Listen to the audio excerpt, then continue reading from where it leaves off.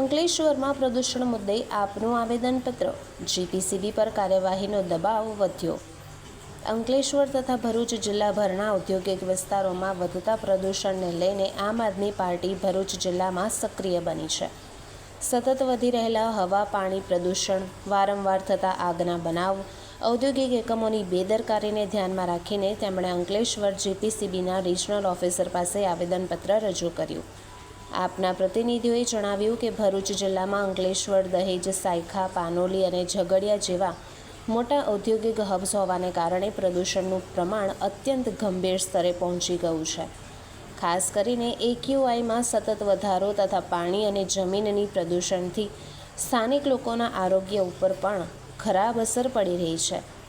Party કાર્યકરોએ આક્ષેપ કર્યો કે જીપીસીબી દ્વારા જરૂરી કાર્યવાહી અને જવાબદારીપૂર્વકનું મોનિટરિંગ કરવામાં આવી રહ્યું નથી, જેના કારણે પ્રદૂષણની સમસ્યા વધુ વિકરાળ બની છે। જીપીસીબીની લાપરવાહી સામે લોકોમાં ઘણો રોષ વધી રહ્યો છે। જે દરમિયાન અંકલેશ્વર જીપીસીબીના રિજનલ ઓફિસર જિજ્ઞા ઓઝાએ પ્રતિનિધિ મંડળને વિશ્વાસ આપ્યો કે તમામ મુદ્દાઓને ગંભીરતાથી લઈ મોનિટરિંગ ટીમને કડક સૂચનાઓ આપવામાં આવશે અને જરૂરી પગલાં લેવામાં આવશે।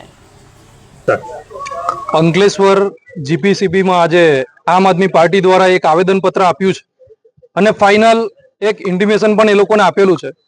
અવારનવાર અંકલેશ્વર તાલુકાની અંદર આવેલી ઝઘડિયાની અંદર અને પાનોલીમાં આ તમામ જીઆઈડીસીની અંદર જે કંપનીઓના માલિકો છે એમના દ્વારા બેફામ જે કેમિકલ યુક્ત પાણી જે છોડવામાં આવે છે, સાથે જ રાત્રિના સમયે જે ઝેરી ગેસ જે વાયુની અંદર છોડવામાં આવે છે, આ ખૂબ ગંભીર બાબત છે। સ્થાનિક લોકોને અને સ્થાનિક ખેડૂતોને ખૂબ મોટા પાયે નુકસાન થઈ રહ્યું છે। અગાઉ પણ વારંવાર ટેલિફોનિક આ લોકોને જાણ કરી છે। આજે એ લોકોને આવેદનપત્ર આપ્યું છે। જો હવે કોઈ પણ કંપની ઉપર જે પણ કંપનીઓ આ કેમિકલ યુક્ત પાણી છોડે છે કે ઝેરી ગેસ જે છોડી રહ્યા છે, આ લોકો ઉપર કડક કાર્યવાહી કરવામાં નહીં આવે તો આગામી જીપીસીબીની જે ઓફિસ છે એ ઓફિસને અમે તાળાબંધી કરી દઈશું।